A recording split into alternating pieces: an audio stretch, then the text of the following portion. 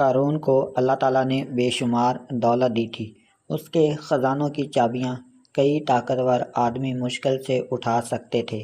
دولت ملنے کے بعد اس کے دل میں غرور اور تکبر بھر گیا۔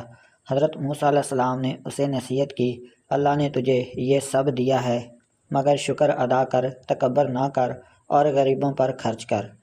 مگر قارون نے ہنستے ہوئے کہا، یہ سب میں نے اپنی عقل اور محنت سے حاصل کیا، اللہ نے مجھے کچھ نہیں دیا۔ اس نے حضرت موسیٰ علیہ السلام کے خلاف لوگوں کو بہکانا شروع کر دیا۔ ایک دن اس نے ایک عورت کو رشوت دی تاکہ وہ سب کے سامنے حضرت موسیٰ علیہ السلام پر الزام لگائے۔ جب مجمع عورت سے سوال کیا گیا تو اللہ کے حکم سے اس کے دل میں سچائی آ گئی۔ عورت نے کہا، قارون نے مجھے پیسے دیے تھے کہ میں موسیٰ علیہ السلام پر جھوٹا الزام لگا دوں، مگر میں جھوٹ نہیں بولوں گی۔ حضرت موسیٰ علیہ السلام اس بات پر بہت غمگین ہوئے اور پھر اللہ کے حضور دعا کے لیے ہاتھ اٹھائے۔ حضرت موسیٰ علیہ السلام کی دعا۔ حضرت موسیٰ علیہ السلام نے اللہ تعالیٰ سے عرض کیا، اے میرے رب، تو نے قارون کو بہت نعمتیں دیں، مگر وہ تیری ناشکری کر رہا ہے، لوگوں کو گمراہ کر رہا ہے۔ اے اللہ، تو خود فیصلہ کر دے کہ حق پر کون ہے اور باطل پر کون۔ اللہ تعالیٰ نے وحی کے ذریعے موسیٰ علیہ السلام کو فرمایا، اے موسیٰ، میں نے تیری دعا قبول کر لی ہے، تو زمین کو جو حکم دو گے قارون کو نگل لے۔ زمین کا حکم اور قارون کا انجام۔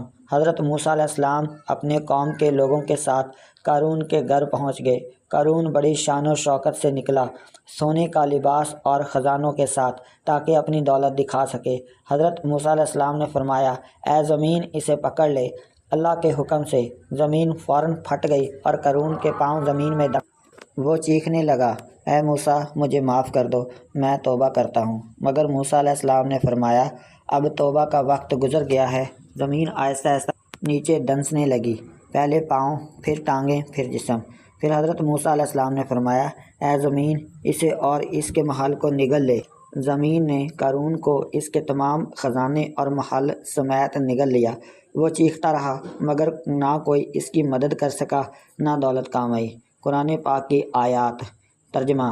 دوستو، یہ سورۃ القصص ہے۔ پس ہم نے اسے اور اس کے گھر کو زمین میں دنسا دیا، پھر اس کے لیے کوئی جماعت نہ تھی جو اللہ کے مقابلے میں اس کی مدد کرتی، اور وہ خود بھی اپنا بچاؤ نہیں کر سکا۔ دوستو، قارون کا غرور اور تکبر ہی اس کے انجام کا سبب بنا۔ اللہ تعالیٰ کے نبی کی مخالفت ہمیشہ بربادی لاتی ہے۔ دولت، علم یا طاقت سب بیکار ہو جاتے ہیں جب انسان اللہ سے منہ موڑ لے۔ دوستو، قارون بچپن میں کیسا تھا؟ دوستو، قارون حضرت موسیٰ علیہ السلام کے چچے کے بیٹے تھا۔ وہ بنی اسرائیل میں سے تھا۔ وہ شروع میں ایک نیک اور عبادت گزار انسان سمجھا جاتا تھا۔ بچپن میں قارون بہت ذہین اور طالب علم حاصل کرنے والا لڑکا تھا۔ حضرت موسیٰ علیہ السلام کے دور میں بنی اسرائیل مصر میں غلاموں کی طرح رہتے تھے۔ قارون بھی انہی لوگوں میں تھا، لیکن تعلیم اور دولت کی خواہش اس میں بہت زیادہ تھی۔ وہ شروع میں حضرت موسیٰ علیہ السلام سے قرآن تورات سیکھتا اور دین کی باتیں سنتا تھا۔ لوگ اسے عالم اور قاری بھی کہتے تھے، اس لیے بعض روایات میں اسے المنور کہا گیا، مگر دل میں اس کے غرور اور دولت کی چاہ چھپی ہوئی تھی۔ اس نے بچپن سے ہی دنیاوی شان و شوکت کا شوق رکھا۔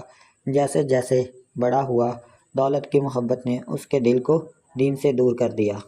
جب قارون جوان ہوا تو اس نے تجارت شروع کی اور بہت مالدار بن گیا۔ اللہ تعالیٰ نے اسے اتنا خزانہ دیا کہ اس کے خزانوں کی چابیاں کئی مضبوط آدمی مشکل سے اٹھا سکتے تھے۔ وہ سونا، چاندی، قیمتی پتھر اور جواہرات جمع کرتا۔ دولت ملنے کے بعد اس کا دل غرور سے بھر گیا۔